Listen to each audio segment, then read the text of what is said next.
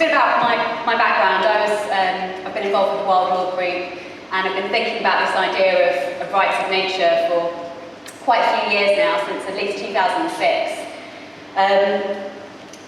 It seemed to me, having read a book called Wild Law, a manifesto for Earth Justice, which was written by a South African lawyer called Cormac Cullinan, that we have a legal system which in no way is neutral. It prioritises and supports the growth of the industrial economy, and it has done so for a very long time. It promotes and supports the growth of the industrial economy to the detriment of the well-being of the Earth system as a whole. So we now have a legal system where it's actually lawful to destroy all life on Earth. Not only that, but the legal system actually facilitates and legitimises the destruction of life on this planet. That includes human beings as well as the myriad of other amazing species that we share this planet with, which is clearly wrong. And this brilliant film sort of demonstrated that. So we need a legal system that recognises the rights of nature, rather than treating nature as property to be exploited for private property. This is a very entrenched problem. When we talk about nature, when we talk about other species who are literally our kith and kin in a hard scientific sense, in the sense that we all co-evolve together, we actually refer to them as resources, property. This is hugely unhealthy and damaging, and sort of hides the fact that we're all part of the Earth system, we're all part of the Earth family, we're all Earth citizens, really. So, shifting our legal system so that we recognise the rights of nature, that is the right to exist and to flourish, is incredibly important. And there are some really encouraging movements in South America. I think Peter alluded to the declaration that was agreed in Bolivia in, I think it was April 2010, after the failure of the Copenhagen conference on climate change. They came up with a people's declaration which recognised the inherent rights of nature, and it was called the Universal Declaration of the Rights of Mother Earth. And Bolivia has been championing that, and there are many other countries in South America that have been implementing some quite progressive laws, including Ecuador, that's recognised rights of nature in its constitution. Polly Higgins, who's going to be speaking later, of course, has done some amazing work. Also around, I think initially her campaign was about a declaration of planetary rights, and now has moved on to Ecocide. Amazing lady. But this idea of rights of nature is really only part of the story for me. Since getting involved with Occupy, I've realised that this is a huge democratic crisis. In America, they have this term, the system isn't broken, it's fixed. And I'm not sure if people use that term over here as well. But the system is working exactly as those in power want it to work. And the legal system is purposely as it is. It's no accident that it facilitates and legitimises the destruction of our planet. It's that way because the people in power, the 1%, can make a hell of a lot of money this way. That's why it's happening.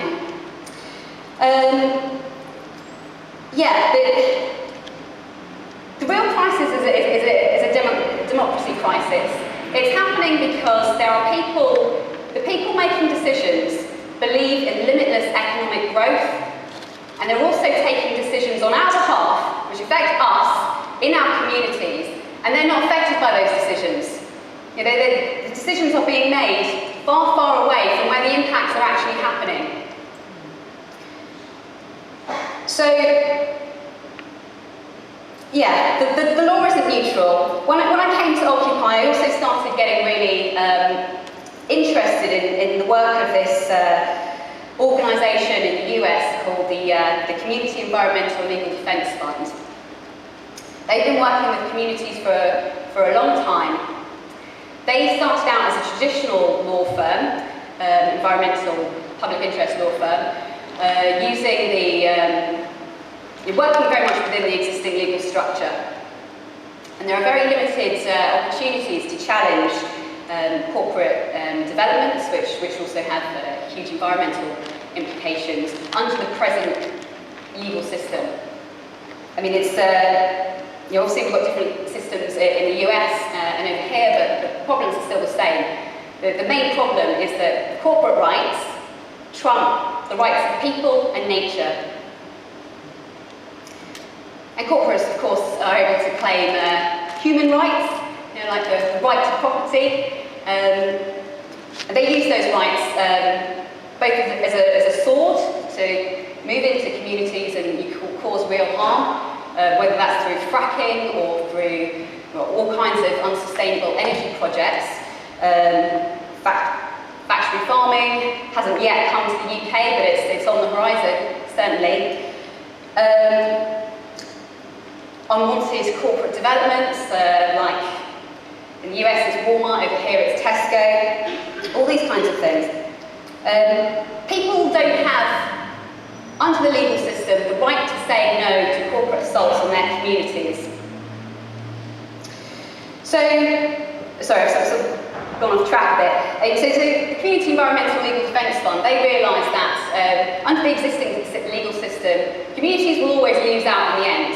Even if they find a way to challenge a permit or a positive planning decision in favour of corporates, they will lose because the whole system is in favour of corporate development. And if a community wins on procedural grounds, a corporation could just sort of resubmit the applications and it will go through because the whole system is about facilitating development. So the Community Environmental Legal Defence Fund realised that if we want genuinely sustainable communities, we have to challenge and change the very structure of law itself. And they're doing this by working with communities to put in place local constitutions and local laws.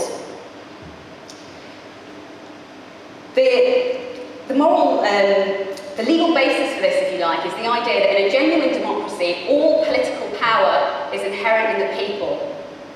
So it's for us to take the power back. It's not for corporates to decide how our communities are run and what our communities look like. We need to take the power back. So,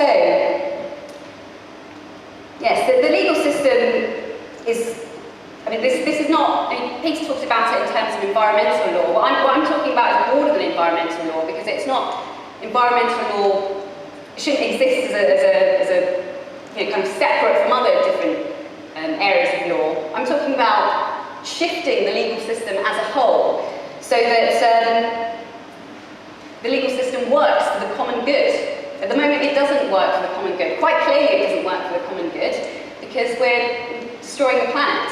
And people, other speakers have summarised it so eloquently, but there are people that are really, really suffering in the here and now, and it's only going to get worse for future generations. The whole legal system is about, the environmental law system is simply about regulating the destruction of the planet. Through, and you get this idea when you talk about sort of permits and consents. It's not about prohibiting the environmentally destructive activities, it's about regulating it. And that's not enough, and that's completely the wrong approach. So, what the Community Bill of Rights is, as I said, a local law, local constitutions, whereby communities sort of get together. And essentially what I'm talking about is a new civil rights movement where we as communities assert our rights over corporate rights. The Community Bill of Rights, as a document, it sort of sets out the rights of the people in that community. including the right to local community self-government, i.e. the right for the people who are affected by decisions to make those decisions, the rights of nature, again the rights of other ecosystems and other species to exist and to flourish, and a host of other very important rights. The second part of the Community Bill of Rights puts prohibitions on corporate legal privileges. This is very, very important. It says that when a corporation proposes to do something that's harmful to the community, we can basically revoke your corporate personhood. So crucial, because corporates at the moment are not accountable to anyone, it seems. And really, if we had a just legal system, then the people, the common good, the public interest would prevail. There are other important prohibitions on corporate legal privileges and other details around clean government, because at the moment, big business lobbies the hell out of government, and even if government do want to pass something that's sort of progressive and in the right direction, it gets, big industry moves in and will lobby the crap out of government, so you get something that's very, very weak and hardly different from the status quo. So we need genuine community rights, and I'm not talking about the crap that you hear at the moment around the Localism Act and the whole rhetoric of the big society. That's a lie. That stuff. The whole tenor of the Localism Act is about, again, promoting development, but couching it in flowery language to make people think that there is what they're doing with the Localism Act is a genuine shift of power from central government to local people. It isn't. The Localism Act doesn't give communities, fundamentally it doesn't give communities the right to say no to unwanted development. 2 minutes, okay. So I think the Community Bill of Rights is really, really important. It's not just a legal strategy, it's also an organising strategy. The reason why the folks in the US realised that they needed to do this is because activists, you try so hard, but they weren't getting the results. The reason why they're not getting the results is because the system is fixed. It's against you, it's in favour of the corporates, to the detriment of us, the people. So I really would like to get the law, I want people to be talking about the law and challenging the law, and I'm looking to sort of work with communities at some point to actually get a community bill of rights in place, because there are over 100 communities in the US now that have adopted community bills of rights. It is a new civil rights movement. It can be done. Thanks.